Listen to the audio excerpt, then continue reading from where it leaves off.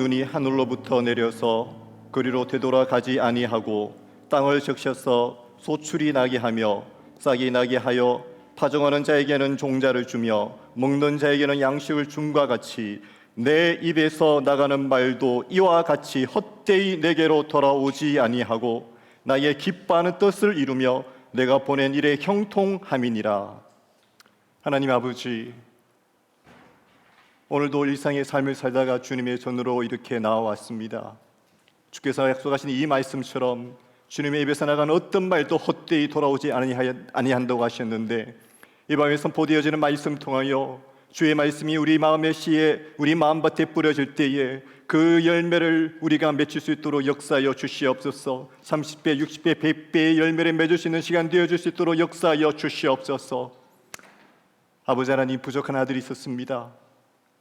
모든 허물과 더러운 것 십자가 뒤에 감추어 주시고 이 밤에 오직 예수 그리스도의 이름만이, 존귀하신 예수의 이름만이 높여지는 시간 되어지게 하여 주시옵소서. 감사 찬양 드리고 예수님의 이름으로 기도드렸습니다. 아멘. 예, 다 같이 일어나셔서 오늘 본문 말씀 같이 합독하시도록 하겠습니다. 오늘 본문 말씀은 사도행전 4장 10절에서 12절까지 말씀입니다. 같이 합독하시겠습니다. 시작. 여러분과 모든 이스라엘 백성들은 이 점을 알아야 합니다. 사람이 다 나와서 여러분 앞에 서게 된 것은 여러분이 십자가에 못 박았지만 하나님께서 죽은 사람들 가운데서 다시 살리신 나사렛 예수 그리스도의 이름으로 된 것입니다. 이 예수는 건축자들이 버린 돌이지만 신모퉁이의 머릿돌이 되셨습니다. 예수의 다른 어느 누구에게서도 구원을 받을 수 없습니다. 하나님께서는 하늘 아래 우리가 구원받을 만한 다른 이름을 우리에게 주신 일이 없기 때문입니다. 예, 감사합니다. 자리에 앉으시면 되겠습니다. 네, 오늘도 오신 여러분들 정말 축복하고 존경합니다. 옆에 있는 분들에게 또 한 번 인사하실까요? 정말 존경합니다. 정말 존경합니다. 잘 오셨습니다. 정말 잘 오셨습니다. 예, 저는 미국의 이 근황에 대해서는 잘 모르는데 요새 농구가 한참 이렇게 열기라고 하더라고요. 그 농구의 유혹을 뿌리치고 여기까지 오신 여러분 정말 존경합니다. 예, 어떤 전도사님이 이제 신학교를 졸업하고 결혼을 하셨대요. 결혼하면서 신혼방에 들어서서 이제 짐을 정리하다가 사모님이 가방에서 조그마한 통을 하나 이렇게 발견했대요. 그래서 이제 사모님 목사님께 물었대요. 목사님이 사모님께 여쭈어봤대요. 이게 뭐예요? 그러니까 이제 사모님이 이렇게 말씀하셨대요. 다른 건 몰라도 이거는 절대 열어보면 안 됩니다, 목사님. 전도사님. 그 전도사님이 이제 궁금했지만 워낙 사모님이 완강하게 말씀을 하시니까 무슨 사연이 있겠지. 그리고 이제 그 통을 안 열어보았대요. 그리고 세월이 한 20년이 지났다고 합니다. 저하고 저희 집 사람 사는 연수처럼 비슷한 것 같은데 20년간 이제 목회하면서 어느 날 이제 이 목사님이 이제 전도사님에서 목사님이 되시고 이렇게 사모님 보고 이사를 또 하시게 됐대요. 그 짐을 정리하다가 20년 전에 그 통을 우연히 이렇게 이제 그 목사님이 다시 발견하고는 이제는 20년이 지났으니까 설마 괜찮겠지 하며 이제 살짝 통을 열어보았대요. 열어보았더니 그 안에 현금 200만 원과 계란 3개가 들어앉아 있었다고 합니다. 그래서 이제는 물어봐도 되지 않을까 싶어서 사모님께 이게 도대체 이 통이 뭐예요? 라고 사모님께 여쭈어봤다고 해요. 근데 사모님이 되게 당황해 하시면서 절대 열어보지 말랬는데 아이고 이걸 열어보셨군요. 근데 이제는 이야기할 때가 됐는 것 같습니다. 그러면서 말씀을 하셨대요. 당신이 저와 결혼 후에 교회에서 설교하실 때에 제가 졸음이 오면 그때마다 계란을 하나씩 모았어요. 그러니까 목사님이 되게 기뻤대요. 20년 동안 내가 설교를 그렇게 많이 했는데 200만 원과 계란 3개밖에 없으니까 야, 내가 그러면 딱 3번만 졸음 오는 설교를 하였습니까? 정말 대단하네요. 그러니까 사모님이 그러면서 목사님이 사모님께 근데 계란 3개는 이해가 가는데 200만 원은 뭐예요? 그러니까 사모님이 하신 말씀이 계란 판 돈이에요. 예, 저도 나름 설교를 준비한다고 하는데 저희 집 사람이 아마 계란 지금 모으고 있는 것 같아요. 예, 오늘 말씀은 여러분들이 너무나도 잘 아는 사도행전 말씀입니다. 다 아시겠지만 예수님이 십자가에 못 박히시고 난 다음에 승천하시고 이제 베드로와 요한이 오후 3시쯤 되어서 성전으로 올라가게 됩니다. 성전으로 올라가는데 태어나면서부터 이제 걷지 못하는 사람이 그 성전 앞에서 이제 구걸을 하는 장면이 사도행전 3장 말씀이 나옵니다. 그 사람이 구걸을 하고 있는 문이 성전에 있는 여러 개의 문 중에서 아름다운 문이라고 이렇게 칭하는 그런 문에 이 사람을 이렇게 사람들이 이제 데려다 놓고 오고 가고 하면서 많은 사람들이 이제 구걸하는 그 사람에게 도움을 주고 이렇게 했는 것 같은데 옛날 개역개정 성경에는 이게 아름다운 문이라고 하는 게 미문이라고 한문으로 이렇게 표기되어 있었어요. 저도 예전에 어릴 적에 성경을 읽을 때는 이게 무슨 말인지 몰랐는데 알고 보니까 이제 아름다울 미자를 써서 미문이라고 이렇게 표기가 되어 있더라고요. 저 사진을 한번 같이 보겠습니다. 저게 옛날 이제 예루살렘 성전의 모형을 박물관에 있는 걸 찍은 사진이 있는데 멀리서 보면은 예루살렘 성전이 저렇게 보인다고 해요. 그 다음에 보시면 이제 입구에서부터 문이 있고 이렇게 벽이 저렇게 둘러싸고 있는데 맨 처음에 있는 문이 이제 엘리야의 문이고 그 다음에 들어가면은 만나는 문이 이제 미문, 지금 오늘 성경에 나오는 아름다운 문이라고 하는 문이 저렇게 있다고 해요. 그 다음 사진 보실까요? 다시 바깥쪽에 있는 저 문을 지나서 지금 중간에 있는 저 문, 저기가 아름다운 문, 미문이라고 이렇게 호칭을 한다고 합니다. 뭐 쉽게 말하면 이제 정문 쪽에 있는 문이라고 생각할 수 있는데 학자에 따라서 어떤 학자들은 그 다음 사진 보시면은 아마 그 조그만 문만 아니고 그 뒤에 있는 큰 문, 저 문이 아마 미문이었을 것이다라고 이야기하는 학자들도 있는 것 같습니다. 여하튼 간에 지금 이 태어날 때부터 걷지 못하는 사람이 구걸을 하고 있던 장소는 꽤 많은 사람들이 들락날락하는 정문쯤으로 인식을 하시면 되실 것 같아요.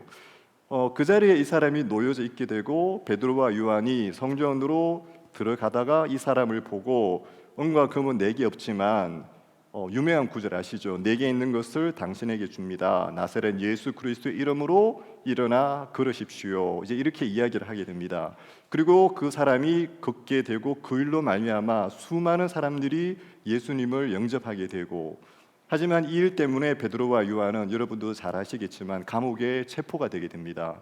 그리고 그들이 감옥에 체포가 되었고 그 다음 날 제사장들과 그 다음에 그 성전 맡고 있는 사람들이 대제사장 안나스를 데리고 가야바와 요한, 알렉산더의 대제사장 가문 사람들이 와서 베드로와 요한을 세워놓고 취조를 하게 됩니다. 그 취조를 하는 과정이 오늘 저희가 읽었던 이 말씀 본문 앞전에 이제 등장을 하게 됩니다. 그때 이 사람들이 취조를 하면서 베드로와 요한에게 이렇게 질문을 합니다. 도대체 누구의 권세와 누구의 이름으로, 무슨 권세와 무슨 이름으로 성전에서 이런 일을 했느냐고 신문을 하게 됩니다. 그 신문에 대한 대답이 오늘 바로 10절 말씀, 베드로와 요한이 고백하는 말씀이 이렇게 나옵니다. 이 사람이 다 나아서 여러분 앞에 서게 된 것은 여러분의 십자가에 못 박았지만 하나님께서 죽은 사람들 가운데서 다시 살리신 나사렛 예수 그리스도의 이름으로 된 것입니다 라고 이야기를 합니다. 쉽게 말하면은 지금 예수님을 대적하고 초대교회를 대적하고 있는 사람들은 도대체 너희들이 무슨 권세로, 도대체 무슨 근거로, 누구의 이름으로, 누구의 권위로 지금 성전에서 이런 일을 벌였느냐 이렇게 묻고 있는 그런 내용이 되는 거죠. 여기에 대한 요한과 베드로의 대답은 나사렛 예수 그리스도의 이름으로 우리가 이 일을 했다고 지금 이야기하고 있습니다. 이 앞전에 3장 16절 말씀에도 똑같이 베드로와 요한이 태어나면서부터 걷지 못하는 사람이 서게 된 부분에 대해서 이야기하면서 예수의 이름을 믿는 믿음으로 인해 그분의 이름이 여러분이 보고 있는 이 사람을 온전케 했다고 이야기합니다. 3장 16절 말씀도 그렇고 4장 16절 말씀도 그렇고 베드로와 요한이 고백하는 내용이 예수 그리스도의 이름으로 이 사람이 온전하게 되었다고 이야기합니다. 누가복음 10장 17절 말씀 보면은 한번 같이 보실까요? 예수님께서 70명의 전도 부대들을 보내고 난 다음에 70명이 되돌아오면서 이런 고백을 하게 됩니다. 70명이 기쁨에 넘쳐 돌아와 말했습니다. 주여, 주의 이름을 대니 귀신들도 우리에게 복종합니다. 성경의 여러 곳들을 보면은 여러분들도 잘 아시겠지만 예수 그리스도의 이름에 권세가 있고 예수 그리스도의 이름에 능력이 있다는 수많은 내용들이 있습니다. 우리가 차를 몰고 가다가 교통경찰을 만나면은 교통경찰이 서라고 하면은 서야 되고 교통경찰이 우리에게 속도를 줄이고 그 옆으로 차를 데려가면 돼야 되잖아요. 교통경찰 한 사람은 우리한테 솔직히 별거 아니지만 그 사람 뒤에 있는 공권력이라는 그 권세, 공권력이라는 그 능력이 있으니까 우리가 그 사람 앞에서 속도를 멈추고 우리가 그 사람의 말에 순종하게 되는 거잖아요. 예수 그리스도의 이름에도 그분의 권세와 능력이 있기 때문에 그 이름의 능력이 있음을 우리가 고백하게 되는 거죠. 예전에 제가 집사람과 함께 미국에 온 지 이제 작년쯤이었어요. 얼마 되지 않아서 뭐 대구 촌에서 이제 미국 왔으니까 뉴욕 한번 가봐야 되지 않겠습니까? 그 차를 몰고 뉴욕에 갔었는데 자유의 여신상을 뭐 꼭 옆에서 한번 보고 싶어가지고 이래저래 보니까 이제 저희가 묵고 있는 숙소에서 조금만 가면은 파크 공원 같은 게 이렇게 있어가지고 거기에서 바다 건너 조금만 이제 건너면 이제 자유의 신상이 있기 때문에 거기 되게 뷰가 좋을 것 같더라고요. 근데 낮에 못 가고 밤에 이제 시간이 될 것 같아가지고 밤 9시 넘어가지고 이제 밤 한 11시쯤에 저희는 아무것도 모르고 야 자유의 여신상 이제 야경 보러 가자. 혜민이랑 저랑 이제 집사람 차 몰고 이제 신나게 이제 그 파크 쪽으로 갔죠. 근데 밤 11시에 그 파크 입구에 게이트에 No Entry라고 딱 적혀 있더라고요. 근데 저희는 이제 한국의 뭐 한강 고수부지 이런데 뭐 밤에 들어가도 아무도 뭘 안 그러잖아요. 그래서 저는 이제 그 사인을 봐도 이게 뭐 어련히 뭐 그냥 밤에 조심해라 이런 사인이겠지 하고 이제 또 계속 들어갔어요. 그런데 또 No Entry 또 사인이 있어요. 아 이거 또 별거 아니겠지. 그리고 계속 차를 이제 몰고 저희는 이제 그 파크에서 바다 바로 가에 있는 주차장까지 가서 거기에서 자유의 여신상을 배경으로 한번 인생 샷을 한번 찍어 보자 이러고 딱 갔었는데 한참 딱 가는데 갑자기 어디선가 조용한 그 파크에서 파란색 빨간색 불이 위용 생각도 못해서 갑자기 이제 경찰이 우르릉 오는 거예요. 한 대가 오더니만 저희들이 이제 미국 경찰 처음 만났으니까 어떻게 해야 될지도 모르겠고 딱 쫄고 있는데 미국 이제 경찰이 창문을 내려놓고 하더니만 대뜸 뭐라 이야기를 하는데 잘 못 알아듣겠어요. 근데 이제 몇 가지 단어는 알겠더라고요. 고로 제아웃 너 감옥 가고 싶냐? 다른 단어는 안 들리는데 고로 제아 그 단어는 들리더라고요. 경찰이 되게 심하게 야단을 치더라고요. 여기 들어보니까 이 야밤에 이제 여기 공원에 뭐 나쁜 사람들도 이제 뭐 마약 거래나 뭐 그런 걸 하는가 봐요. 근데 이제 아무것도 모르고 저희가 거기 갔으니까 이제 좀 이제 범죄자처럼 이제 좀 그런 누명을 약간 썼던 거죠. 그래서 경찰한테 정말 많이 미국 경찰이 이렇게 불친 줄 고로제 하면 결국에 이제 드라이버 라이센스를 보여달라고 해서 그때는 이제 한국에서 들고 온 국제 라인 그 면허증밖에 없었거든요. 그거랑 이제 한국 면허증을 이렇게 딱 들이미니까 경찰이 한참을 보더니만 from Korea? 그러더니만 갑자기 태도가 좀 이렇게 온순해지더라고요. 그러면서 여기는 밤에 오면 안 되고 천천히 영어로 이야기하면서 쉽게 말하면 오지 마 빨리 가 그래서 되돌아왔었어요. 제가 이 말씀을 드리는 이유는 아시겠지만 경찰 한 명 뭐 까짓 거 별거 아니죠. 그 사람 말 안 듣고 그냥 도망가도 되고 그 자리에서 그냥 뭐 네가 뭔데 우리한테 그렇게 고루쇠 하느냐 할 수도 있겠죠.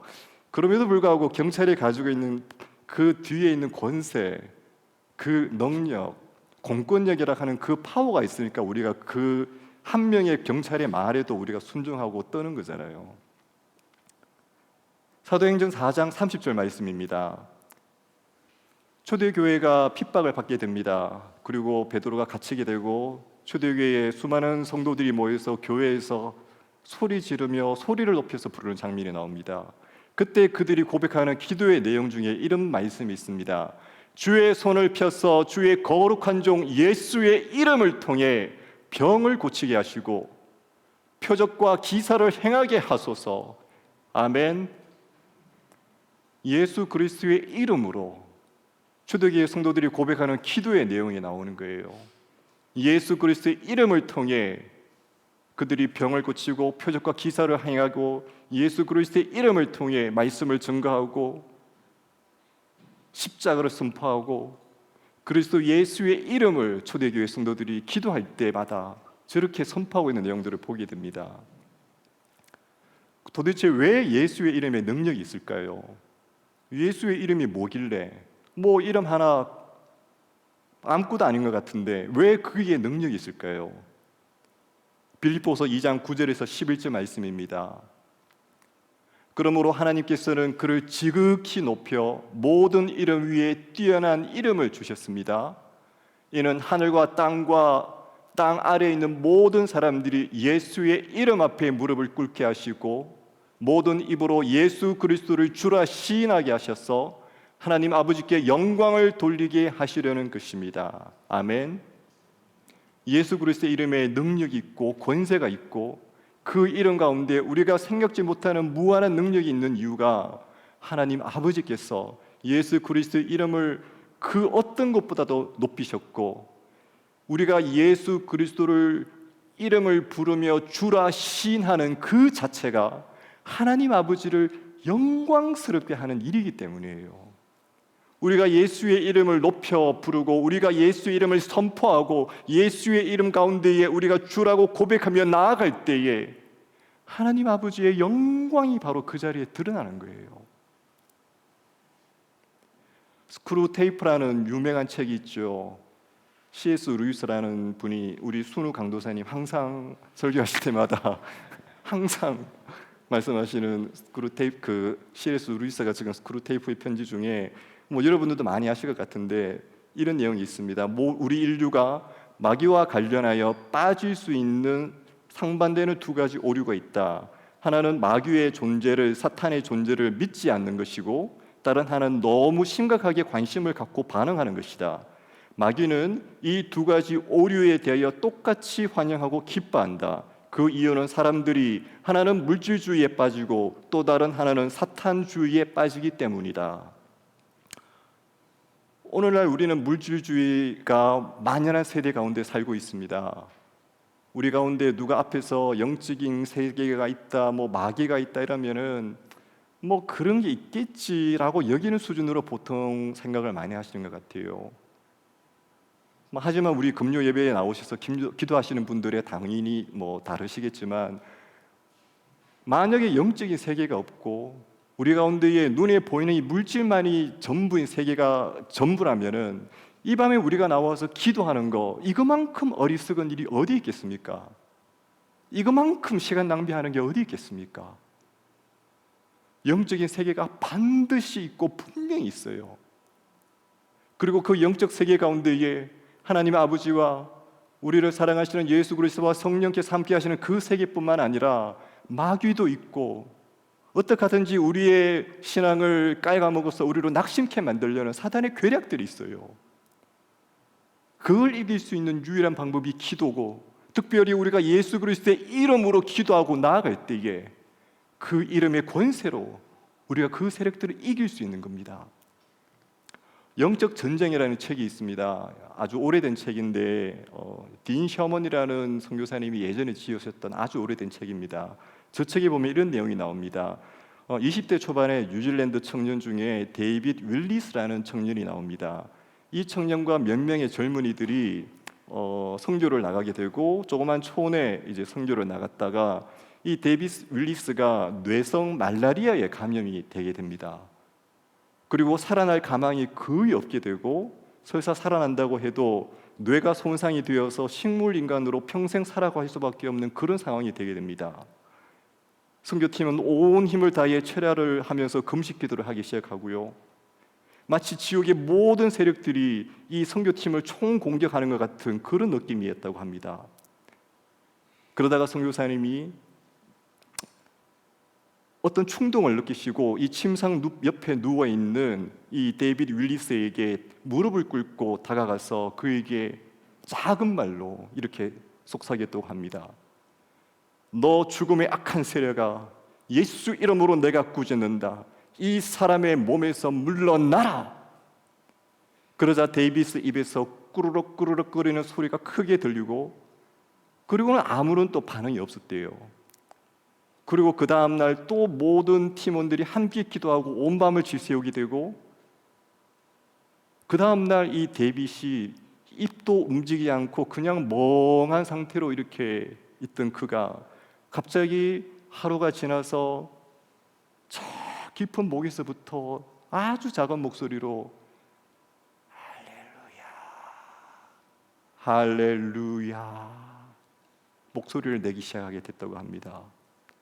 그리고 그 다음날 주관자실에서 다시 일반 병실로 옮겨지게 되고 그렇게 극도로 취약하고 아무런 희망도 보이지 않던 그가 분별력 있게 말을 하게 되고 기적적으로 살아나는 장면을 이 책에서 이야기하고 있습니다. 물론 우리가 예수의 이름으로 선포하고 우리가 예수의 이름으로 기도한다고 해서 모든 우리의 문제들이 마법같이 풀리고 모든 병들이 해결되어지고 그러지는 않겠죠. 그럼에도 불구하고 우리 가운데 예수 이름 위에 있는 능력이 있음을 우리가 믿고 나아가야 될 필요가 있다고 생각합니다. 그 예수의 이름으로 우리가 우리 가운데 기도할 때 일어나는 영적 현상들에 대해서 분별함으로 나아갈 필요가 있다고 생각합니다. 제가 예전에 청년 시절이었었어요. 낙도 선교회라는 선교회가 있습니다. 총신대학교하고 신학대학원에서 이제 출발한 선교회인데 한국에 있는 저 가장 멀리 있는 섬들, 자그마한 섬들에 찾아가서 전도를 하고 선교를 하는 뭐 그런 이제 이 수련회 같은 그런 모임인데 이 선교회에서 하는 모임에 제가 이제 참석을 했었어요. 전라도 목포까지 가서 목포에서 또 배를 타고 또 큰 섬에 가서 그 큰 섬에서 또 작은 배를 타고 또 들어가는 정말 사람이 몇 명 살지 않는 그 정말 시골 같은 그 낙도에 저희 그 팀원들이 아마 한 10명도 안 됐던 걸로 제가 기억합니다. 한 대여섯 명 정도 됐던 것 같은데 저희 팀원들이 작은 배를 타고 그 낙도에 들어가게 돼요. 참 감사한 것은 그 작은 낙도에도 그 섬을 지키고 그곳에서 전도를 하기 위해서 자기 평생을 바치시는 섬 마을의 목회자분들이 계세요. 사모님과 함께. 그분들이 계신 곳에 저렇게 허름한 뭐 저 집은 아닙니다만은 저렇게 양철판으로 되어 있는 마치 폐가 같은 그 집에 그 목사님이 살림을 차리시고 그 조그만 어린 애들을 키우시면서 그곳에서 참 그렇게 전력을 다하게 그 섬을 대부분의 섬 주민들이 연로하신 분들이시고 참 인간적으로 보면은 참 볼품없는 그런 교회 같은데 그런 집에서 가정에서 교회를 하시면서 섬마을 주민들을 섬기시는 그곳에 저희들이 갔었어요. 저희들이 도착해서 이제 집집마다 가가호호 방문을 하면서 전도지도 이렇게 돌리고 저희들이 이제 거기에 섬마을에 몇 명 안 되는 그 어린이들 불러서 마당에 불러서 같이 그 여름 성경학교도 하고 참 그렇게 시간을 보내는데 저희들이 하는 그 순수의 제일 하이라이트가 마지막 날 오후에 그 목사님 댁의 마당에 전 마을 주민들을 불러놓고 거기에서 뭐 마을 잔치를 하는 게 저희 모든 그 사역의 핵심 중에 핵심이었어요. 그 집집마다 월요일부터 방문하면서 할머님 이번 주 금요일날 오후에 저희 이 목사님 댁에서 교회에서 잔치가 있어요. 할머니 꼭 나오세요. 할아버지 꼭 나오세요. 손주분 데리고 꼭 나오세요. 계속 월요일부터 수요일 목요일까지 그러면서 가가호호 전도를 하고 성경학교를 하고 얘들아 금요일은 꼭 할머니 할아버지 모시고 나와야 돼. 날마다 그렇게 선포하고 이제 금요일 날 저희들은 잔치를 준비하고 그때 목사님의 메시지를 준비하고 온 힘을 다해서 준비하고 있는데 태풍이 온다고 하는 거예요. 태풍이 금요일 날. 저희 팀원들 가운데서 이제 회의를 하게 되고 목사님도 같이 회의를 하게 되고 이걸 어떻게 해야 되나. 지금 올열부터 계속 가가호호 전도하면서 저희들이 약속한 마지막 멘트가 금요일 날 잔치가 있어요. 동네 잔치에 꼭 오세요. 맛있는 것도 많이 해놓았으니까 꼭 오세요. 근데 금요일 날 태풍이 온다는 거예요. 저희가 할 수 있는 게 뭐가 있겠습니까? 돈으로 날씨를 살 수 있습니까?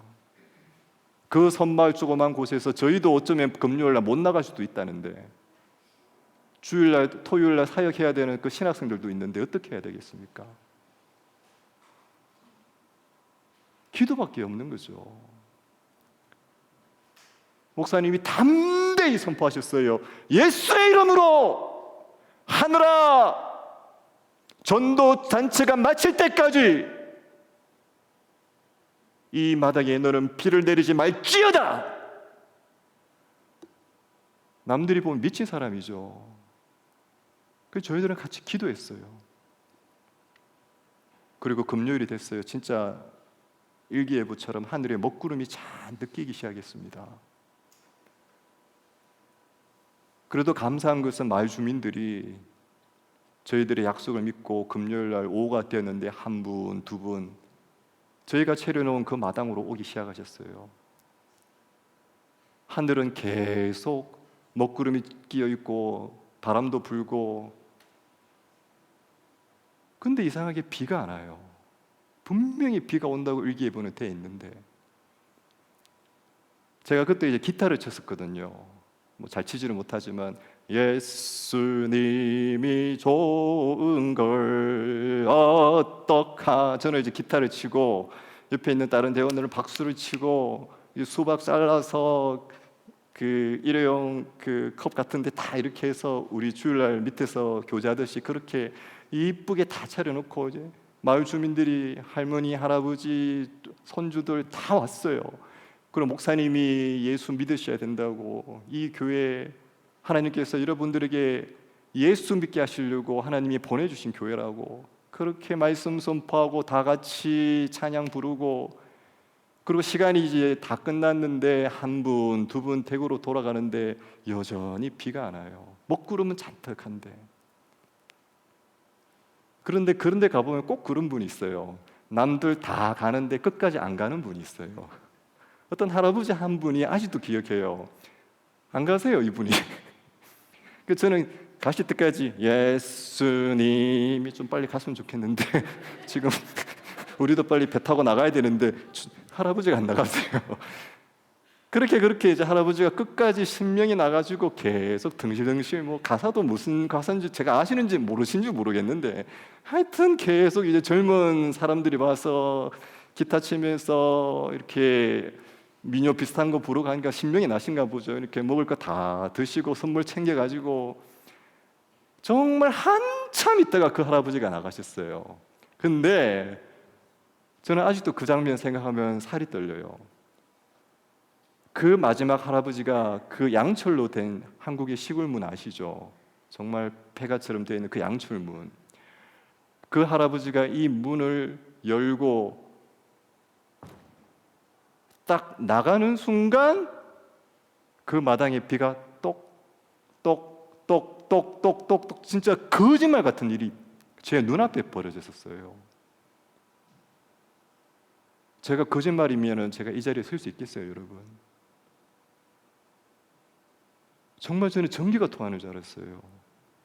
그리고 그 할아버지가 나가시고 그 다음부터 비가 막 쏟아지기 시작하고, 그때부터 저희 대원들은 밤에 쌓아놓았던 짐 다 챙겨서 그 목사님이 이제 봉고를 준비해 주셔가지고 그 봉고 타고 정말 도망치듯이 그 섬에서 나왔어요. 왜냐하면은 비가 더 많이 쏟아지고 태풍이 더 많이 들어오면 배가 못 떠나니까 배를 타고 나가야지 저희가 큰 섬에서 더 큰 배를 탈 수 있으니까. 비가 막 쏟아지는 그 봉고차를 타고 저희들이 그 목사님 댁에서 출발을 하는데 저는 아직도 잊을 수가 없어요, 그 장면을. 사람들은 이 밤에 우리가 여기에 와서 기도하고 이 밤에 이곳에 와서 우리가 찬양하고 예수 이름이 어찌니 저찌니 하는 거 보면은 아마 정신 돌았다고 이야기하는 사람 많을 거예요, 바깥에 있는 믿지 않는 사람들. 그럼에도 불구하고 예수 이름의 능력이 있음을 말씀을 통해서 우리가 알고 이 말씀이 우리 가운데의 삶 속에서 이루어지는 것을 우리가 보게 되고 그때 우리 가운데 있는 이 예수 이름, 우리가 예수의 권세로 기도할 수 있고 우리가 예수의 이름으로 함께 하나님께 나아갈 수 있다는 것이 얼마나 큰 축복인지요. 아멘. 예수 이름에, 그 이름에 우리의 능력이 있습니다. 마가복음 10장 46절에서 52절을 보면은 바디메오라는 이 사람은 태어날 때부터 보지 못하는 사람이에요. 성경에 예수님이 치유하신 이름들 중에서 치유한 여러 명의 사람들이 있는데 그 중에 이름이 직접적으로 적혀져 있는 사람은 바디메오밖에 없어요. 이 바디메오 태어날 때부터 볼 수가 없고 보지 못하는 사람이니 이 사람이 할 수 있는 건 구걸하는 것밖에 할 수 있는 게 없죠. 예수님이 여리고 성으로 들어가시고 예수님이 이제 여리고 성에서 나오시게 됩니다. 바디메오가 구걸을 하고 있다가 수많은 사람들이 웅성웅성 거리는 소리를 듣고 이게 무슨 일이냐고 묻게 되죠. 그 바디메오에게 예수라는 사람이 이제 여리고성에 왔다가 나가게 된다. 아마 바디메오도 예수님에 대한 소문을 들었던 것 같아요. 그러면서 이 바디메오가 소리를 지르게 됩니다. 다윗의 자손 예수여, 나를 불쌍히 여기소서. 사람들이 바디메오에게 꾸짖습니다. 너 왜 소리 지르냐? 너 왜 모임 방해하느냐? 근데 바디메오가 부르짖는 것을 멈추지 않습니다. 다윗의 자손이여, 나를 불쌍히 여기소서.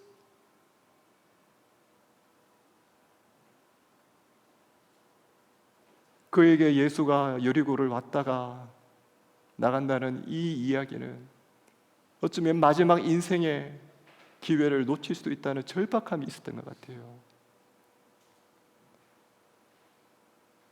그가 예수의 이름을 불렀을 때에 우리 예수님이 그를 지나치지 아니하십니다. 마가복음 10장 51절 말씀입니다. 예수님이 대답하십니다. 내가 무엇을 내게 해주기 원하느냐? 이게 바디메오의 그 한마디 부르짖음에 우리 예수님이 응답하신 말씀이십니다. 이 밤에 저희들이 예수의 이름을 부르짖을 때에 우리 가운데도 예수께서 내가 너에게 무엇 해주기를 원하느냐, 이 음성이 우리 가운데 들려지기를 원합니다. 아멘. 우리 가운데 문제 없는 사람 누가 있겠습니까? 보스턴까지 와서 잘 정착하고 잘 지내는 것 같지만 열어보면 다 상처투성이고 힘든 거 없는 분 누가 있겠어요? 이 사람 찾아가서 물어도 답이 없고 여기 검색해보고 저기 정보를 알아봐도 답이 없고 우리 가운데의 모든 문제 해결의 열쇠가 오직 예수 그분께 있음을 우리가 고백할 수밖에 없습니다. 계시록이 말씀하십니다. 열면 닫을 자가 없고 닫으면 열 자가 없는 분, 그분이 바로 예수 그리스도이세요. 아멘. 미국의 찬양 사역자 중에 예전에 90년대에 아주 유명하셨던 분이 한 분 계십니다. 뭐 여러분들이 계시지만 흑인 분이신데 론 캐놀리라는 분이 계세요. 한국에도 예전에 오셔서 한번 예전에 집회도 하고 하셨는데 이분의 그 찬양 간증 그 CD 내용을 듣다 보면은 이분의 간증의 한 게 나옵니다. 이분이 1978년이었던 것 같아요. 그때 이제 자기 아들과 함께 자기 친구의 비행기를 타고 아마 경비행기였던 것 같아요. 하여튼 비행기를 타고 날아가다가 이 비행기가 착륙할 때 기체 결함으로 제대로 된 착륙을 하지 못하고 완전히 땅에 이 꼬라박으면서 숲에 비상 착륙처럼 그렇게 계속 끌려가다가 착륙을 하게 돼요. 그리고 론 캐놀리가 눈을 떴는데 비행기 안은 완전히 아수라장이 되어 있었고 자기 옆에 앉아 있던 큰아들이 그 비행기 앞에 조수석에 얼굴을 박아가지고 피범벅이 되어 있는 상황을 목격하게 됩니다. 그리고 론 캐놀리가 그 자리에서 이 의식이 없는 아들을 안전벨트를 풀어서 땅바닥에 눕히게 되는데 얼굴에는 온통 피범벅인 이 아들이 아무런 인기척이 없어요. 아무런 기도도 할 수 없고 어떤 내용으로 간구해야 될지도 모르는 그 상황에서 론 캐놀리 목사님이 한마디 하게 됩니다. 예수님,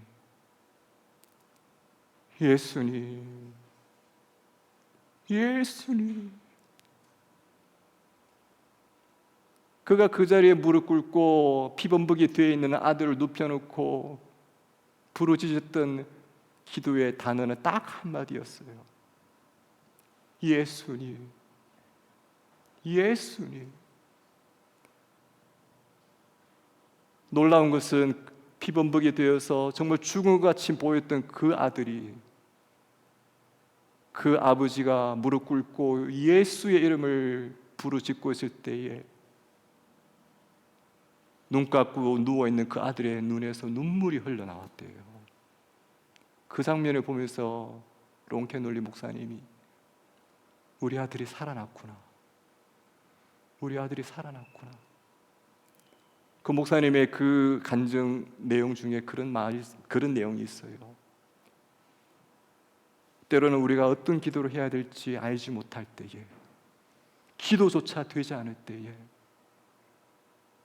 우리가 바디메오의 고백처럼 예수님, 예수님, 우리의 그 외마디 예수의 이름을 한마디 부르는 것조차도 그 안에 능력이 있고 권세가 있는 겁니다. 아멘.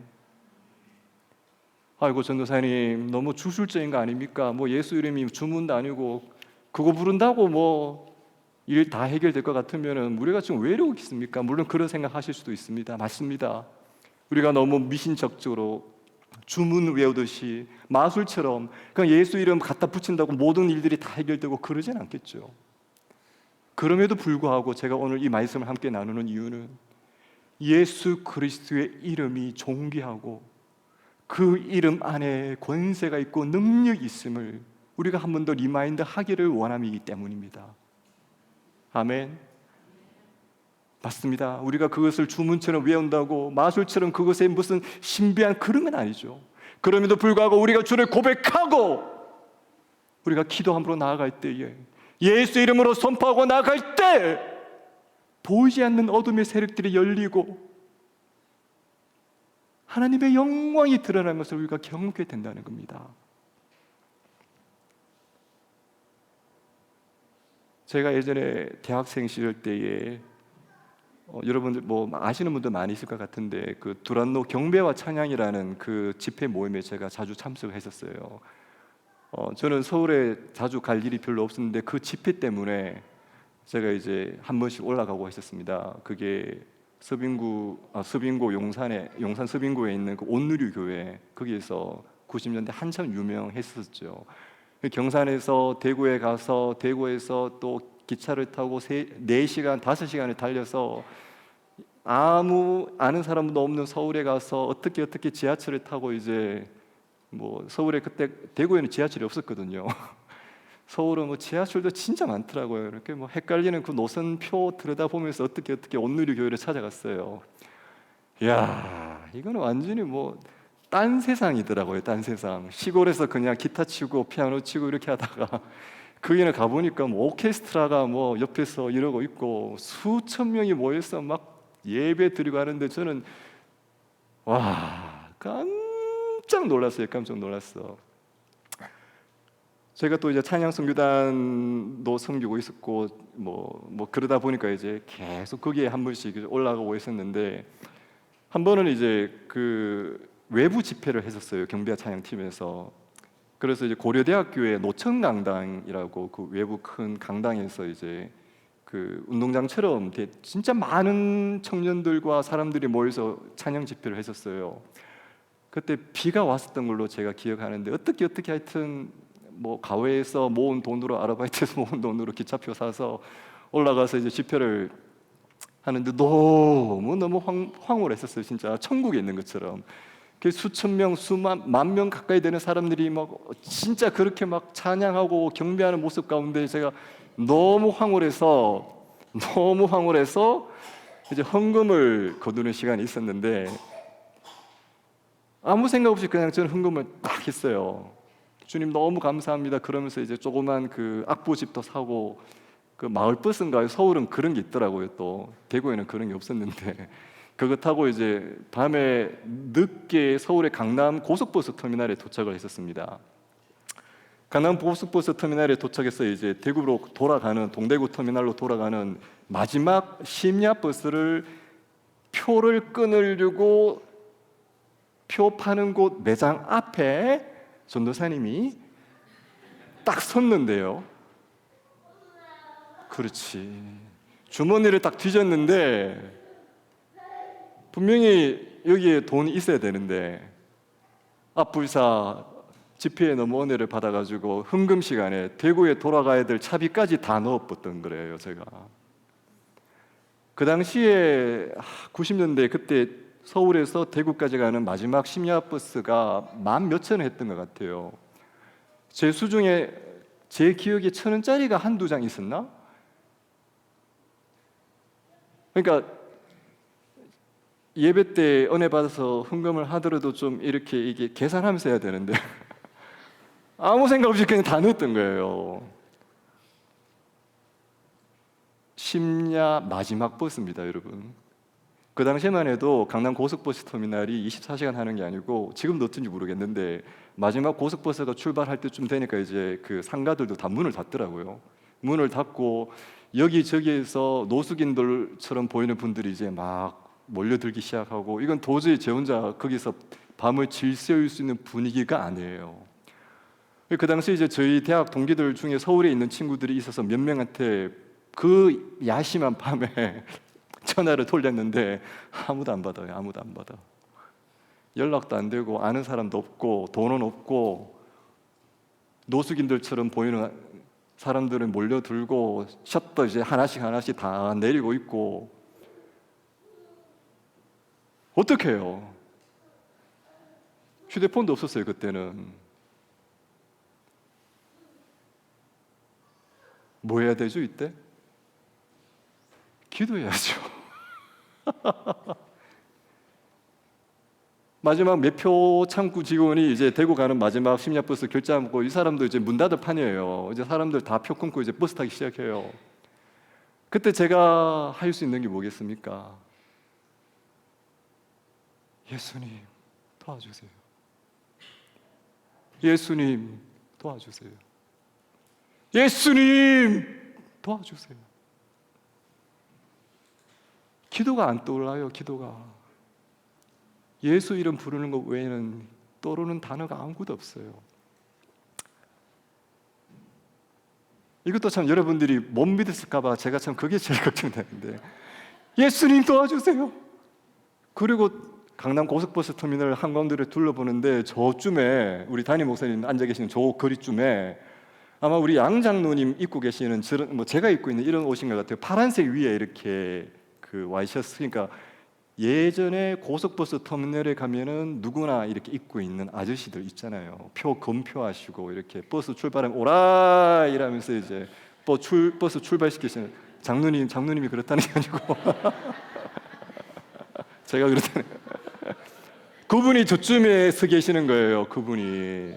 다른 사람들은 눈에 보이지도 않아요. 이제 야간 심야 버스 이제 자정 다 돼가니까 그분밖에 안 보여요. 그분밖에. 제 태어나서 처음으로 생판 처음 보는 사람한테 찾아갔어요. 그분한테. 제가 뭐라고 그랬을까요?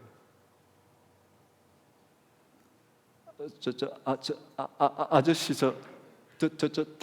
대구 가야 되는데요. 지금 차비가 없습니다. 어떤 일이 일어났을까요? 일이 없었으면 제가 앞에서 이런 이야기 안 하겠죠. 그분이 저를 이렇게 슉 한번 쳐다봐요. 자기가 생각해도 좀 이상하겠죠, 그죠? 처음 보는 청년이 자기 앞에 와서 대구 가는 차비가 없다고 하니까, 물론 뭐 평소에 또 그렇게 하고 다니는 사람이 있을지 몰라도 아저씨가 저를 한번 쭉 쳐다봐요. 진짜 지금 생각해도 가슴이 떨리는데 이분이 지갑을 딱 꺼내더라고요. 지갑을 딱 꺼내더니만 10,000원짜리를 꺼내어서 저한테 딱 주는 거예요. 이해가세요? 지금 1,000원짜리가 아닙니다, 여러분. 10,000원짜리를 꺼내어서 처음 보는 학생한테, 학생인지도 모르죠, 그분은. 제가 그냥 또 주는 거예요. 제가 그걸 또 받고 제가 가지고 있는 나머지 1,000원짜리 딱 합해서